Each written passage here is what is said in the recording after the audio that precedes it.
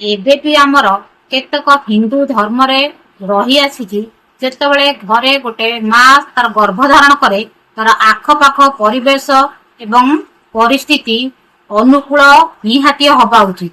କାରଣ ତାର ଅନୁକୂଳ ପରିବେଶ ଥିଲେ ମାଟି ଉପରେ ସେଇ ପ୍ରଭାବ ପଡିବ। ଯଦି ସେ ପରିବେଶ ଖରାପ ଏବଂ ଶୃଙ୍ଖଳିତ ହୋଇନଥାଏ ତାହେଲେ ସନ୍ତାନଟି ମଧ୍ୟ ସେଇଭଳି ଜନ୍ମ ନେଇଥାଏ।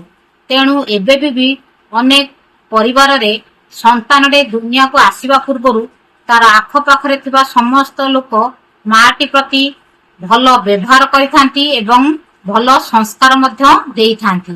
ମାଟିଏ ମଧ୍ୟ ତାର ପିଲା ଉପରେ ଖରାପ ପ୍ରଭାବ ଯେପରି ନ ପଡିବ ସେଥିପାଇଁ ସେ ପୁରାଣ ଶାସ୍ତ୍ର ଆଦି ପଠନ କରିଥାଏ, ଯାହା ଫଳରେ କି ପୁରାଣର ସମସ୍ତ ସଂସ୍କାରିତ କଥା ସେ ସନ୍ତାନଟି ଉପରେ ପଡିଥାଏ।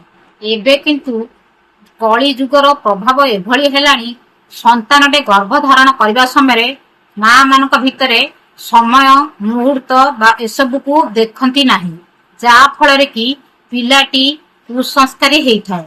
ତେଣୁ ଏବେ ସମୟ ଆସିଛି ଆମକୁ ପିଲାକୁ ଶିକ୍ଷା ଦେବା ପୂର୍ବରୁ ପ୍ରଥମେ ତାକୁ ସଂସ୍କାର ଦେବା ଉଚିତ।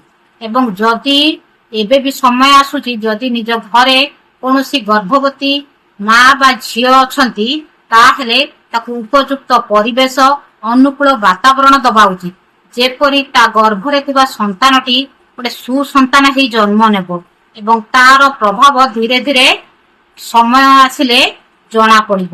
ତେଣୁ ଗୋଟେ ସନ୍ତାନକୁ ଉପଯୁକ୍ତ ଶିକ୍ଷା ସଂସ୍କାର ଦେବା ପାଇଁ ମା ଗର୍ଭରେ ଥିଲା ବେଳ ଠାରୁ ପିଲାକୁ ସେଇଭଳି ପରିବେଶ ଭିତରେ ବଢିବାକୁ ପଡିବ।